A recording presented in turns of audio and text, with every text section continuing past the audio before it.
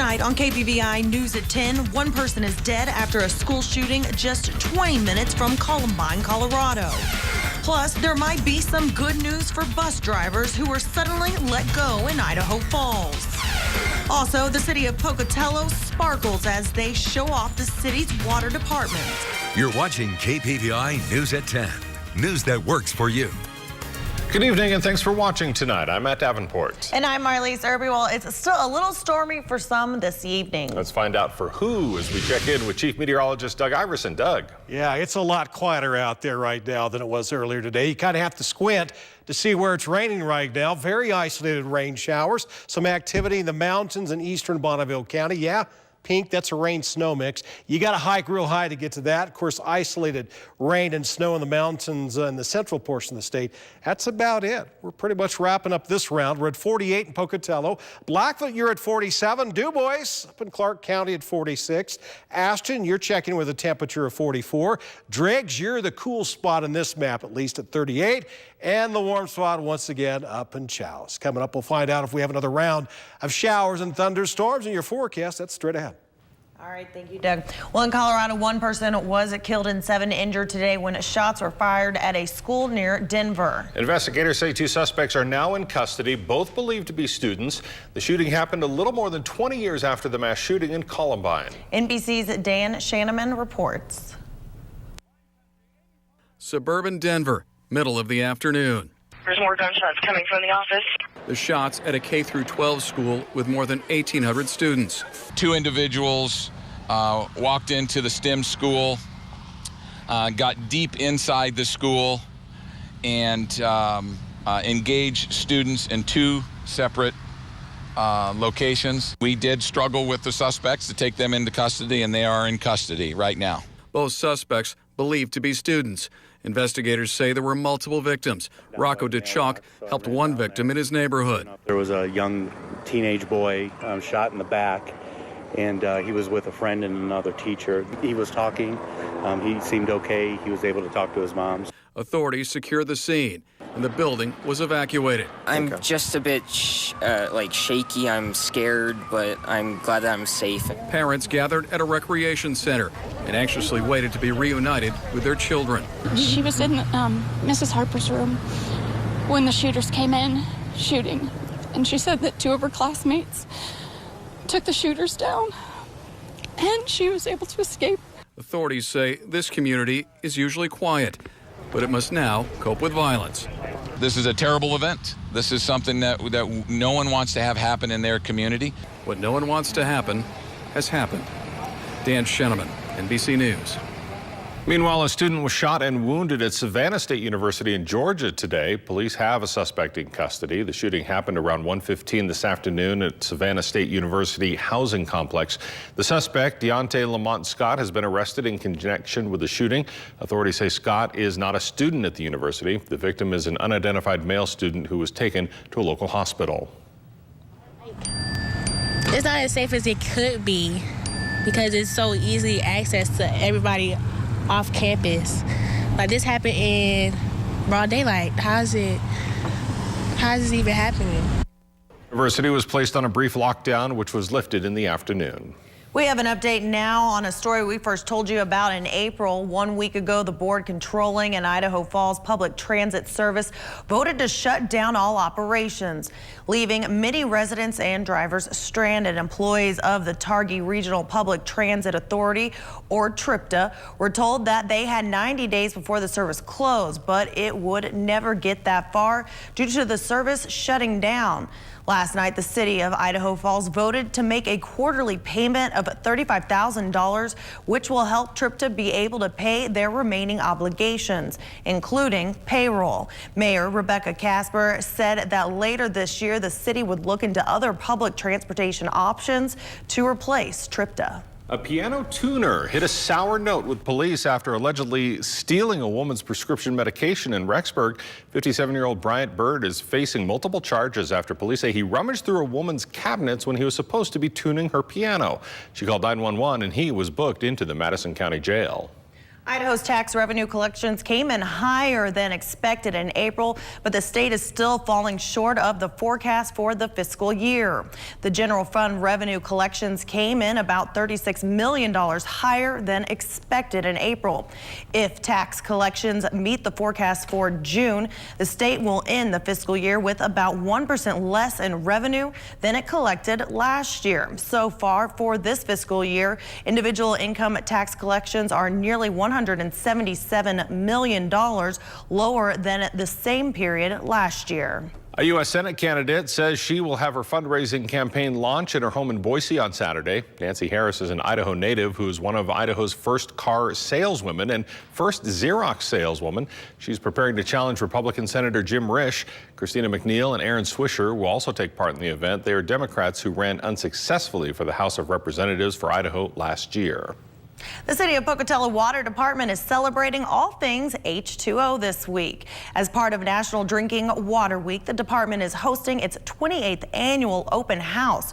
Representatives will teach people about water quality, aquifer protection, and conservation. Some of the activities planned include showing off equipment to elementary students and a drawing contest for each school. A lot of times we take for granted where our water comes from, how we use it, how it impacts our environment and our community. So it's important to kind of teach the importance of conserving water, not wasting it, and also just making sure that we don't add to the pollution that goes into our stormwater. The Pocatello Water Department delivers over 5.5 billion gallons of water annually through 278 miles of water lines in Bannock County. The open house runs until Thursday. Now may be the best time to get that new four-legged friend. Pocatello Animal Services has some price changes that are even exciting the dogs. From now until July 9th, adult cats may be adopted for $25 and kittens for $35. It normally costs $90 to take a new furry friend home, but Friends of the Pocatello Animal Shelter has pitched in to help alleviate the cost. The lower price should help increase adoptions and make more room in the shelter. They kind of just sit around. That's the hard part, is we want them to get out because we don't have a lot of space, and so we have tons of kittens. We've got a couple mamas right now with little babies. The shelter hopes to find homes for as many of their felines as possible during their busiest time of the year. A Pocatello business has made a big donation to Benny's Pantry at Idaho State University. Benny's Pantry gives out free food and non-perishable items to anyone with an active Bengal card twice per month. Today, they received a check for just under $3,000 from Valley Office Systems. Valley Office Systems has done several outreach events within the Pocatello community, and this time decided to donate a portion of its March sales to the pantry. I've been going to ISU games since I was, 5 years old, and it's always great to, as I get older and get into these positions, we have the opportunity as a company, as a family company, to give back to kind of the organizations and the people around us that have supported us as I grew up. Earlier this year, Valley Office Systems donated a portion of their February sales to help sexual assault victims through a charity called Strong, Beautiful, Capable. Looking for a job that pays really well? We got one for you. Just don't look down. That's coming up. But first, we'll send it back over to Doug Iverson. Doug. And with this job, we're always looking up. Looking up, hey, maybe you got a couple of raindrops in the eyeballs today. We picked up measurable rain, over 0.3 of an inch of rain in Idaho Falls. Where was the measurable for Pocatello? Yeah, we got a little bit, just a trace. And as expected, cooler than yesterday. No 70s, in fact, not even 60s in Idaho Falls at least. We'll see if we'll ever warm up again with your 7-day coming up. You're watching KPVI News at 10 with Matt Davenport, Marlee Serby, and East Idaho's Chief Meteorologist Doug Iverson. KPVI News at 10, news that works for you.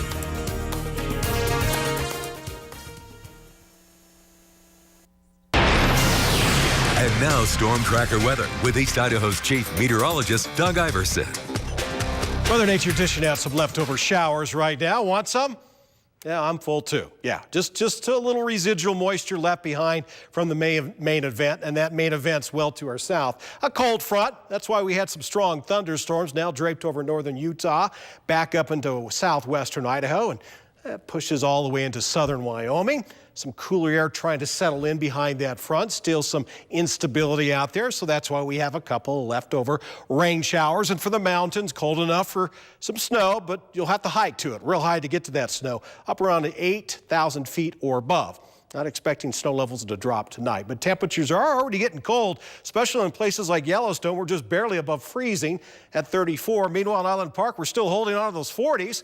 DuBois, you're at 46. Warm spot on this map. Sorry, Chalice. On the last map, you were the warm spot. Salmon's got you beat by 1 degree at 54. Arco at 47, near 50 in American Falls. We're in the mid-40s down in Malad City, also mid-40s over in Caribou County, with a current temperature of 43. Okay, so will tonight be freezing? You know, we hit the cold front. You would think the temperatures would be down in the icebox. Well, for most of us, not the case. We'll still stay way above freezing. Again, very isolated rain showers in the forecast for the lower elevations. A couple of freezing spots, usual places. Yellowstone, it's a no-brainer there, 25 for low. Okay, they're always freezing cold, right? Stanley also freezing, but Mackay will stay above freezing at 36. Arco, you're at 38. Even up in Montana, 37, not bad. Leadore, you're at 37 for low. Salmon, you're going to drop from that 54, and you'll end up overnight early morning with a low of 42. In Pocatello, right at 40. We're in the upper 30s in Idaho Falls and in Blackfoot, 39 in Lava Hot Spring. Tomorrow's forecast, not nearly as active out there. Now, with that said, there is a chance for at least the upper highlands, southeastern highlands, and western Wyoming of some showers and thunderstorms. But for the Snake River Plain, our biggest thing will be the wind. We'll call it windy. Not going to get a ton of it, but definitely windy enough to know. And that's prompted the National Weather Service to issue a lake wind advisory that kicks in early tomorrow morning. It'll run until 9 tomorrow evening. That's for the American Falls Reservoir. So not a good boating day. You may want to hold off until maybe Thursday or into Friday. Emoji tracker, smiling in the morning, no rain, at least in the Snake River Plain, but the wind starts picking up. Temperatures will be in the mid-60s in the afternoon. We'll end up in the upper 50s in the evening. Your Southeast Idaho Chevy dealer's 7-day forecast. Oh, there's a threat of some stormy weather before the week's up. We had it today. We could see it again on Thursday. But we get past Thursday, my goodness, look at that weekend. Couldn't ask for a better weekend. Lots of sunshine. Even gets better when we go back to work on Monday. For Idaho Falls, that's 78. You probably saw that 80 on Monday for Pocatello. But it does get a little bumpy, maybe on Thursday. So we're not quite out of the woods yet. Tomorrow, some wind around, more wind than anything. But Thursday, could see some thunderstorms, and then things start to settle down with lots of sunshine this weekend. Teton area 7-day forecast. Chance of some stormy weather tomorrow. Rain and snow possible in Jackson, Afton, and Driggs.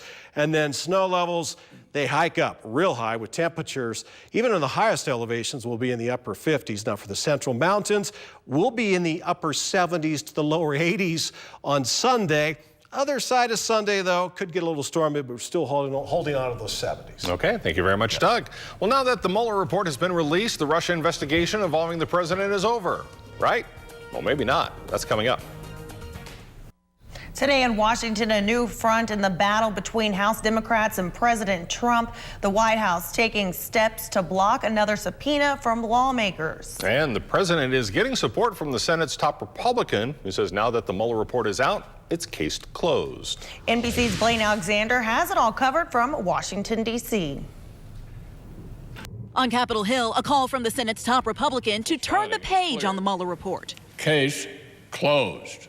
But House Democrats just getting started, locked in a growing battle with the White House, now taking new steps to block a sea of subpoenas from Democrats, including one for former White House counsel Don McGahn, who cooperated with Mueller and his investigation into possible obstruction of justice by the president. But the White House instructing McGahn not to turn over any documents, noting he does not have the legal right to disclose them because they are still under White House control. I predict a fight in the courts. McGahn, through his lawyer, says he will hold off until the White House and House Judiciary Committee can reach an agreement. It comes as that same committee is trying to reach a deal with Attorney General William Barr over Democrats' demand for the unredacted Mueller report.